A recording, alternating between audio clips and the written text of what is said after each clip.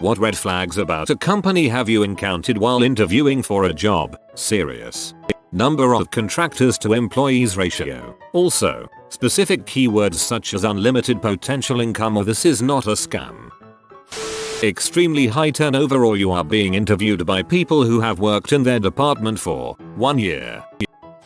It took me a long time into my career to trust my instincts on these red flags. 1. When you are going to be reporting to more than one person department. 2. Super condescending attitudes on behalf of the interviewer. 3. I work in IT and I had a manager ask me once what I would do if I knew that restarting the system was not going to fix the problem and might make it worse, but he would tell me to restart it anyway or find a new job. I told him, if it's going to make things worse, I'm not going to restart the system regardless of what you tell me to. I ended up getting the job, but that question actually turned out to be a huge red flag. He tried to pull crap like that all the time. 4. If I can't stand someone's personality in a short interview, I'm not going to be able to stand working for them.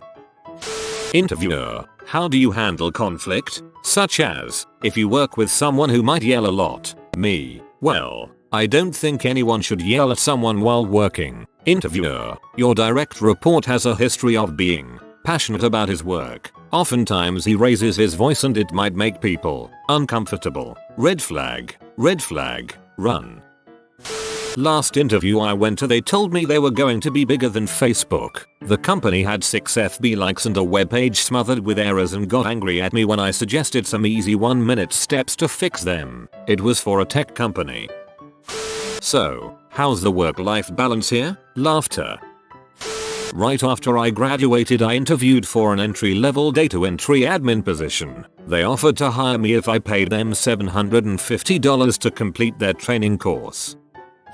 Oh boy, interviewer had me stand against a wall while he rated me on my wardrobe. Father-son operation. The two interviewed me, argued a bit over stuff in front of me. Employee manual of one company. I don't know why they gave it to me at the interview but they did. When the employee is no longer useful to the company, the employee and company must part ways. Italian firm getting started in the US. The interviewer actually excused himself to go fondle the secretary. Googling the firm netted a few links to OSHA violations and deaths. Facebook page of one employee talking about his life on an oil derrick in the Gulf of Mexico. Travel percentage kept changing wildly in the interview. Panel interview. A few folks got up one stroke two-way through. Very vague questions about qualifications. Mostly about me. Generic skills test and then a disc assessment. This is a 110% job. You'll be expected to also work at least 2 weekends a month.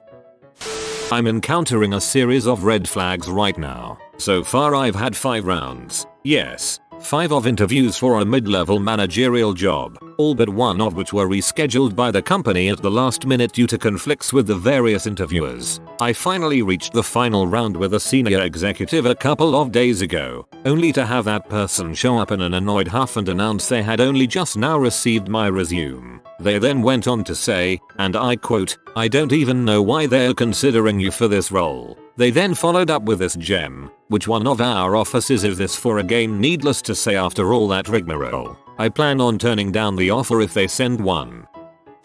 We work hard and play hard. Bulls. You just work hard and have awkward social get-togethers at most once a month. This isn't Wall Street. All that's going to happen is that you're going to make me work 60 hours a week because of this mentality.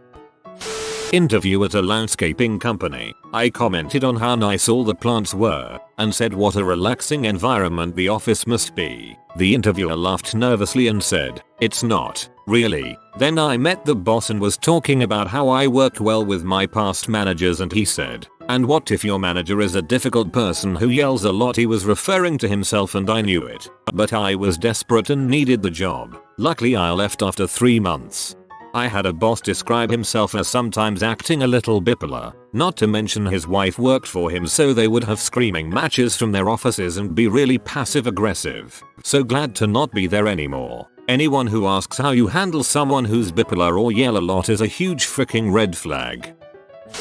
During an interview, my future boss mentioned that my predecessors flaked out after a day and 2 weeks, respectively. Turns out, they didn't flake. He's just a massive butthole. I lasted 5 months.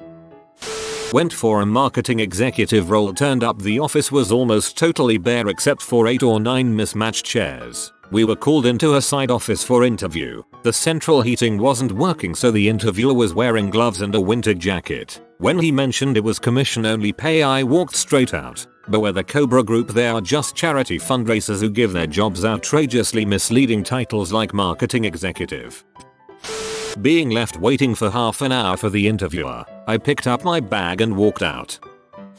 I once caused a red flag for a person being interviewed. I worked at an IT help desk for a retail chain, and the people who called in could get pretty abusive on the phone. A new guy was being interviewed for the help desk team in a cubicle next to me, and I was on with a particularly abusive caller, so I turned up the volume loud enough so he could hear her cussing me the whole time. I didn't overhear the whole interview, but I know he declined their offer. Of course, from his end, that was a huge red flag. He's watching me do the job he'll soon be doing, and getting cussed and abused the whole time. It was my way of saying get out while you can.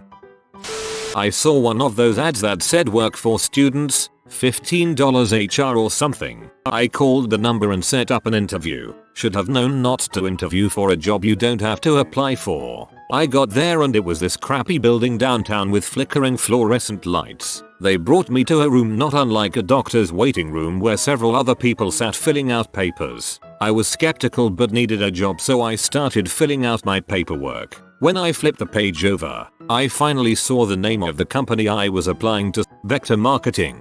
I only knew about them because a friend of mine sold Cutco knives for a while. I crumpled up the paper and left without a word. Well, initially you'll be a contractor, but there's opportunities for full-time employment in the future. Question: what kind of workload can I expect on the average week? I've heard horror stories of 80-hour work weeks at big companies. Answer: let's not beat around the bush. All companies expect a 50-60-hour week. They don't say they do, but they do. Got right out of there. I'm very happy at my current job that doesn't even require me to answer emails outside of the 40 hours I work. I think in any interview you want to ask questions about the company when it comes time for you to ask questions. 1. You want to specifically ask about the culture. Ask the interviewer what they think about the culture. 2. Ask what kind of turnaround the company has. Low turnover probably means a good environment. 3. Ask the interviewer what they like most about working at the company. Pay attention to their body language and their answer. They're probably not going to be honest if they hate it, but you might be able to tell. If they tell you they don't like it, that's a huge red flag.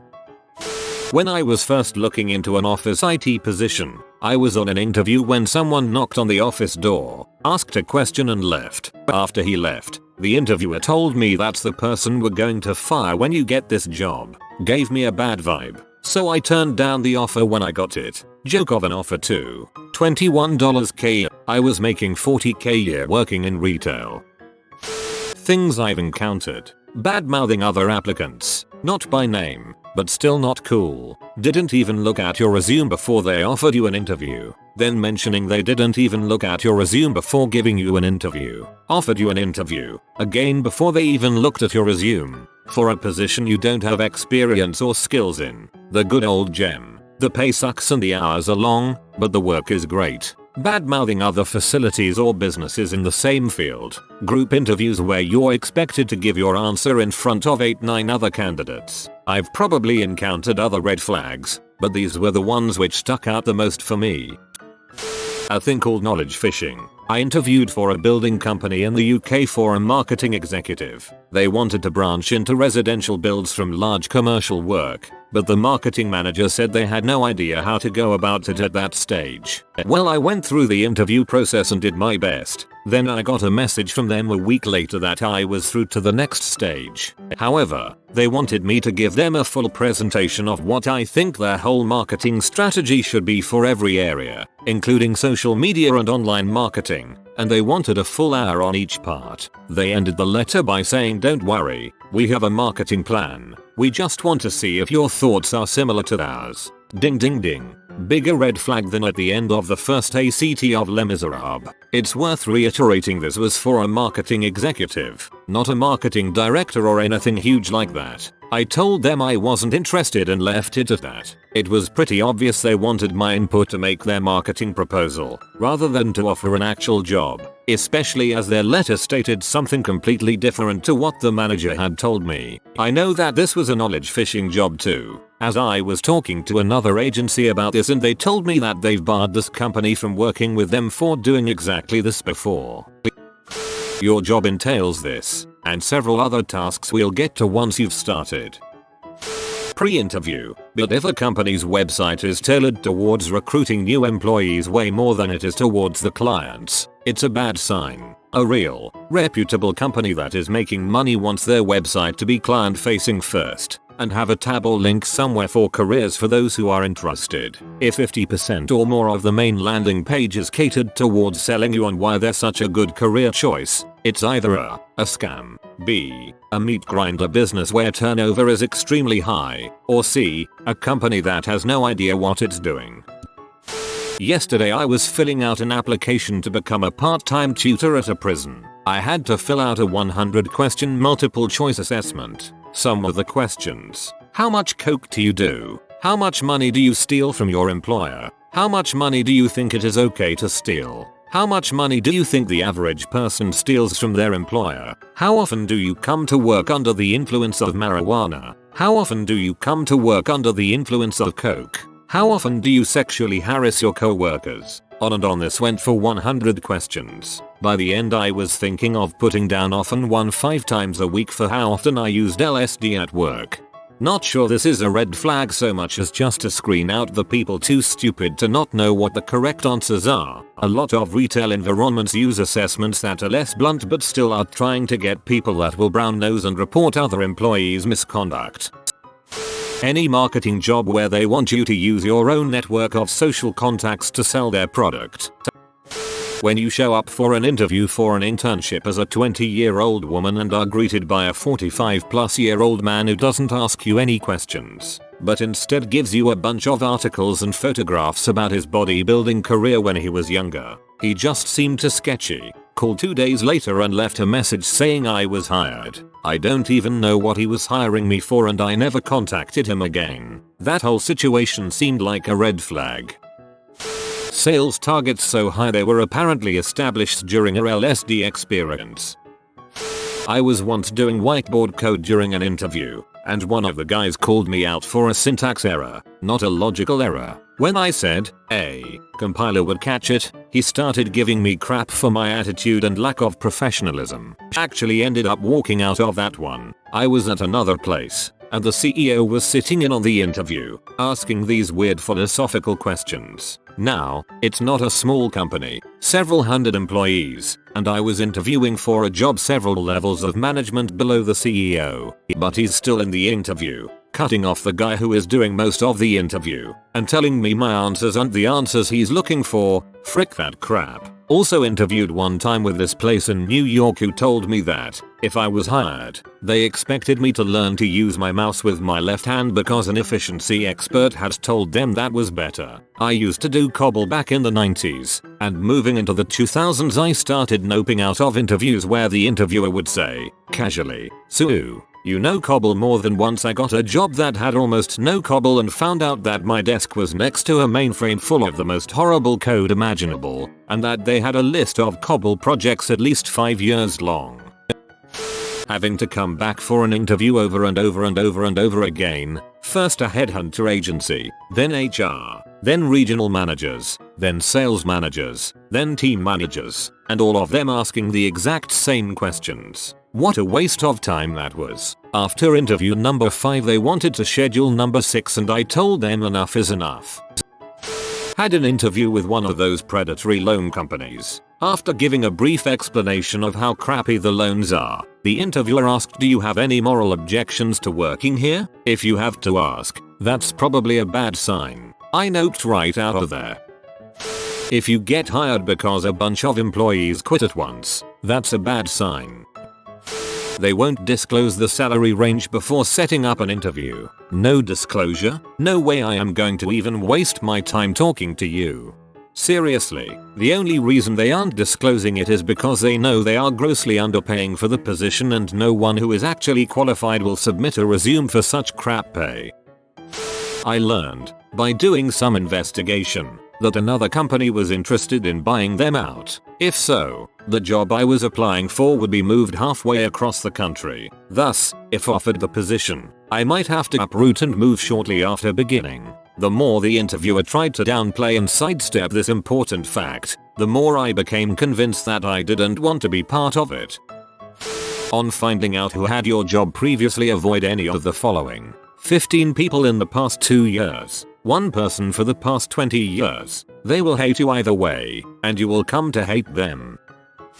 If they ask you to pay a single cent for anything, you are being scammed. No legitimate job I've had has ever required me to pay for anything necessary to do my job.